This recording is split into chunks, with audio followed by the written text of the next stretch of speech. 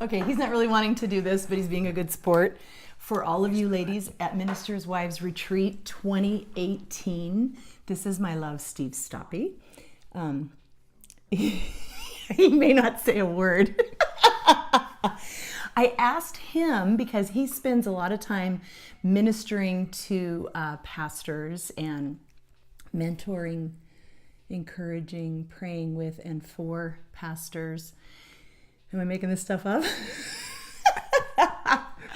And if you hear screaming in the background, it's our peacocks. There's just nothing that we can do about them. Normally when I do a video interview, he goes and runs the peacocks off from the window so I can do an interview without, but since we're both here. I'll be right back. No, I need you here.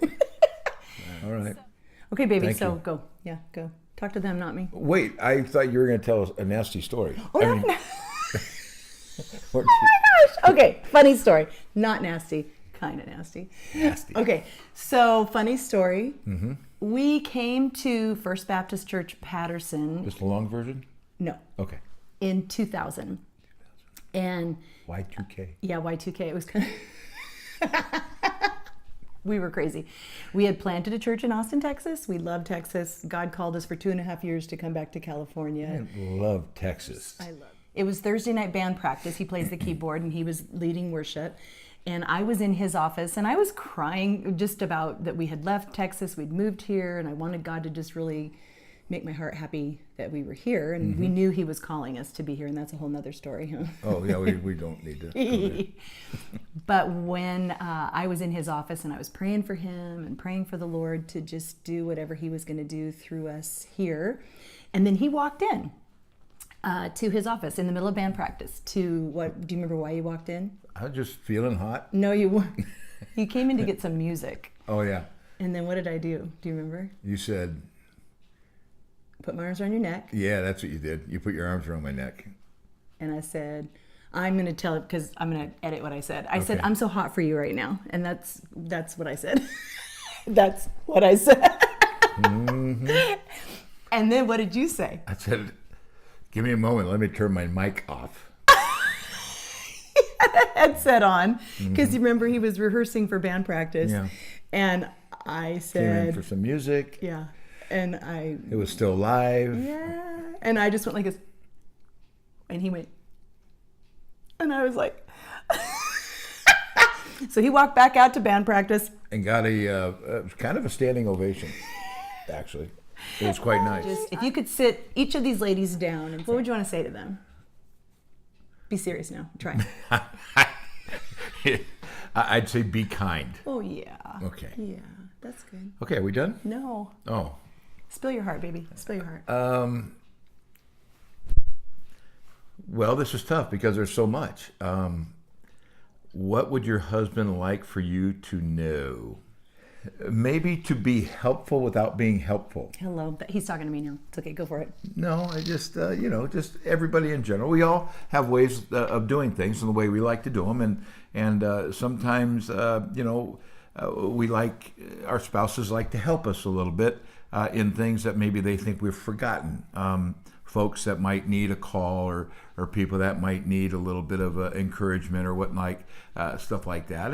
And sometimes it's kind of in our wheelhouse and we're going to take care of that. But it's just we have other things on our heart and mind. And then it's sometimes a little difficult to have somebody come to you, just anybody, in general, somebody close to you, and say, oh, don't forget to call so-and-so today because they're needing encouragement. And it's like, okay, thank you. Now, some men can take that, and it might be nice. Other men are kind of like going, wait, I'm already on a trajectory. I'm already doing what I need to do today, and that's now just added to what I've already have as an overloaded schedule. So sometimes just be sensitive to that, maybe. And I think what happens as pastors' wives is women come to the pastor's wife and say, hey, tell your husband this about my husband. Sure. Or tell your husband to do that. And I had to learn to stop letting them come to me and just say, you know what? Email Steve, call Steve, text Steve, go to him. Yeah. Because I'm not his ear, and I don't want them to think if they tell me something that they have his ear. In fact, I've told the congregation that before. I said, if you've got something, they have a problem with my kids or with my wife, you need to come to me. I'm the one who works for you, and that's my wife, and that's my kids, and I will take care of any issue that may need to be taken care of, if there needs to be an issue taken care of. So anyway, that's kind I of... think that was awesome. I felt, and when we had kids at home, they felt protected by their dad. That goes a little bit off of what we're talking about. I know, but it's actually a really great thing to point out. Like, just not, you don't want to say to your kids, like, well, your dad's a pastor, so you have to do X, Y, Z. Line up, this is what the church wants. It's like, no. This is what dad. This is what I'm saying. I'm the one who leads the family, and it's God's going to ask me what I did with the family. So that's kind of how I felt, and I kind of laid it down that way. And for the most part, I think they just kind of got on board and went, okay, so we're not going to be able to, go push around the family. So, well, and don't you think you teach the congregation how to minister to your family, or you're their leader? You teach them how you want them to interact with your family. So it kind of comes along with. So now that we've told the wives that, they're going to go home and tell their husbands. Ooh, show them this video. Because we don't want to be too helpful. No, don't be helpful, please. Don't be helpful. Have them call Steve. Helpful, yeah. Tell him, hey, you need to call Steve. That's a great idea. Yeah, you have time for that. Yeah. So anyway, I interrupted you. Oh, sorry. I know. Put a note next to his. Yeah, they all love they that love on the little notes toilet. on the toilet seat. No, don't do that. No, don't do that. So I interrupted you. I'm sorry. I was done. No, you weren't. No, I am. You were? So what about... How long is this going to be? I don't know. We can... They're getting bored. Are you getting bored? I don't Bored. think they're getting bored. I'm bored. So he was a youth pastor for 18 years-ish, in and out. He was bivocational, which is always so fun to juggle, or staying up till 4 a.m. with teens and then going to work. Getting up at 5. Going to work, yeah. But he's been a senior pastor for 18 years. And I guess what I would want them to know is when, I know Nancy, I hope you're in there, out here today. Nancy told me when I was first a pastor's wife, not a youth pastor's wife, don't make your husband relive his day. When he comes home from work, instead of asking him, who'd you meet with? What'd you say? Did you tell him this? Well, why didn't you tell him that? Let him clock out. And I'm actually glad, Nancy, thank you, that she told me that, or I would have worn you out thinking I was helping you. So what do you have to say about that? Did you want to thank Nancy? Because right now you could just thank Nancy. Basically, you said it all. Just listen to what she said. That's good. But honestly, I mean, did you notice when I stopped doing that? Yeah, you're never really that bad at it anyway. Well, that was in May, and you'd only been a pastor since January. Thanks, Nancy. And I would have tortured you till you told me. Well, there was some torturing, but I just go outside and feed the animals. Yeah. All right, you got to go feed. Yeah. So, just in a nutshell, you're sitting with these ladies. I'm going to stop talking. So, you're on. What would you like them to know? I just told them everything. No, actually, I talked to you. I told them. I said, I don't even know what I said now. Talk, baby. Okay. Display the fruits of the Spirit. Oh, that's nice. Spiritualize. That's nice. I just see how I took that right to that level right there. How do we do that? We got we've been talking about John 17 in church. Well, actually John, but we're in John 17, Christ's priestly prayer. And one of the things he says is that our joy will be full. But he never said it would be full on this earth. He says when we're glorified with him, it's going to be full in him. And I think what we're looking for is that kind of joy now. And in ministry, you're really not going to get it because you always have the stuff that comes upon you. But what we do have is some of Christ's joy now, even in hardship. So I think I would say looking for the eternal rather than the temporal is going to be what gets you through ministry, situations in the church. Some of you have hard churches. I know that. Some of you had people that are probably a little less than loving. Some of you probably have people that maybe don't uphold your pastor or your husband and your ministry like you would like. But to rise above that and to have joy, have the joy of Christ, and have that exude from your ministry anyway. It's not easy. And sometimes you really have to search your heart and confess some sin that you might have in bitterness or in unforgiveness or other things. But if you don't, I guarantee you'll have a miserable ministry and a just like a fight all the time. And it'll be like us against them rather than, you know what, I have an eternal outlook. I'm going to be one day rewarded for my faithfulness, even in hardship and even in struggle. So I would say, if you're in Christ and you've got the fruit of the Spirit working within you, love, joy, peace, long suffering, gentleness, all the other things, joy is in there. And so to have joy would be the thing that I would say really work on in your own lives.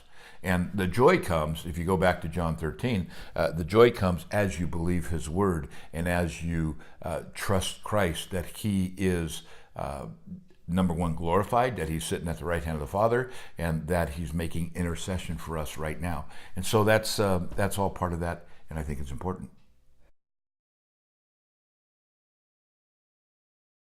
How would you tell a wife to encourage a pastor husband that's maybe fighting with discouragement?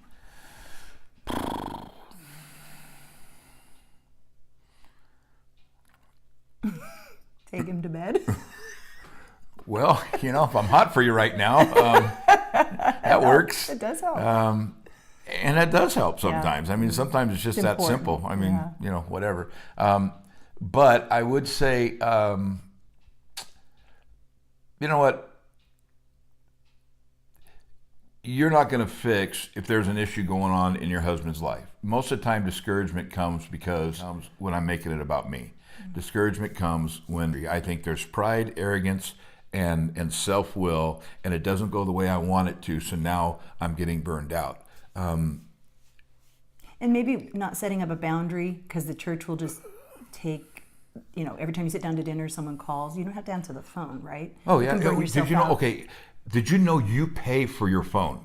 Okay, so anytime you pay for a phone, you're making the payment on that phone, like to have that service. You don't have to use it. You don't have to answer the phone just because it rings.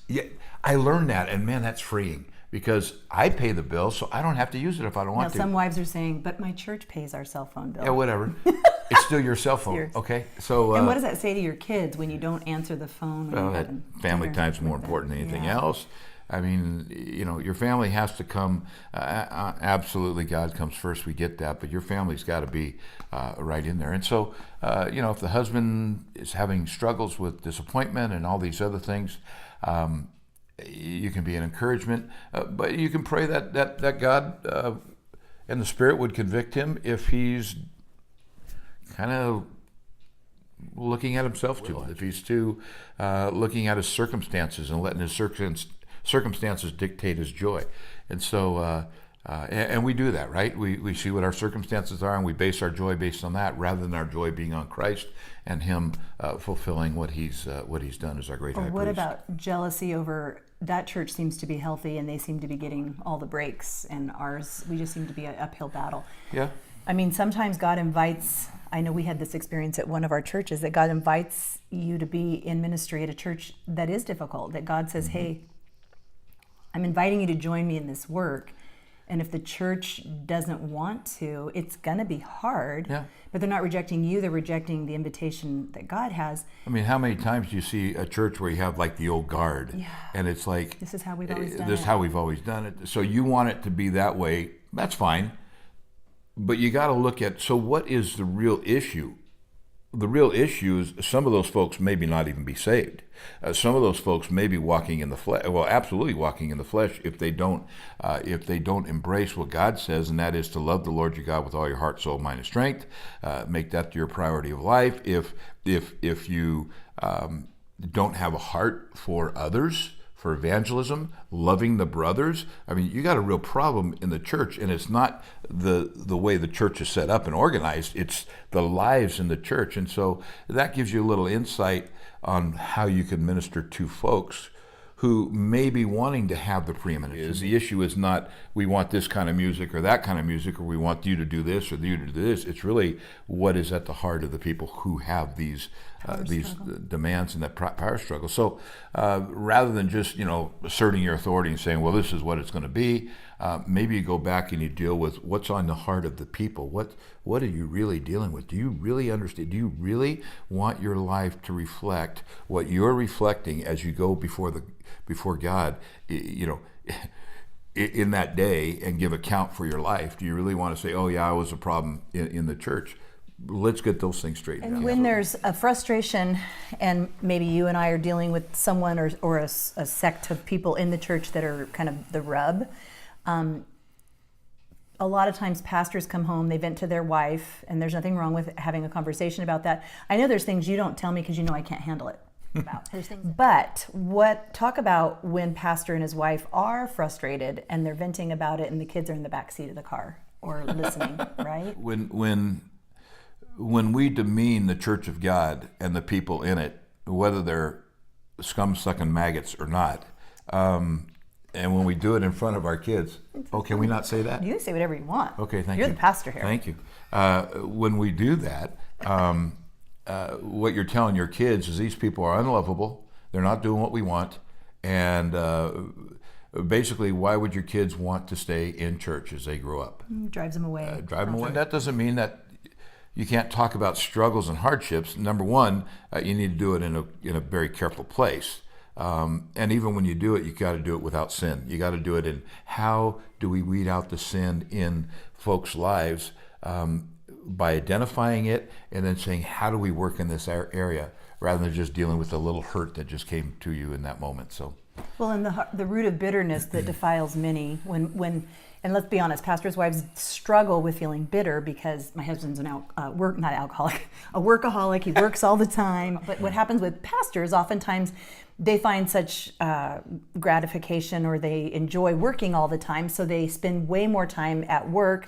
Anybody calls, they drop everything with the family to go take care of something for their church because they maybe feel appreciated there, maybe even more than they do at home. But then wives tend to resent the church. Well, it's the church's fault because my husband's a workaholic. Right, it's a resentment. Yeah. And when we have resentment, that root of bitterness defiles our marriage, it defiles our family, and it also renders our prayers powerless. And if we want to pray for husbands to have wisdom to know how to guard his family time, I can do more praying powerfully than I can nagging, right? Yeah? Yeah? Yep. We're done. Thank you, girls. All right. Have a great time with her. He was a good sport. He's actually got to get to work. To have him do this, I had to stop what I was doing. People see places to go. Yeah. I've got a job I have to do. Yeah, and I'm a workaholic. Thank you so much, Steve Stoppe.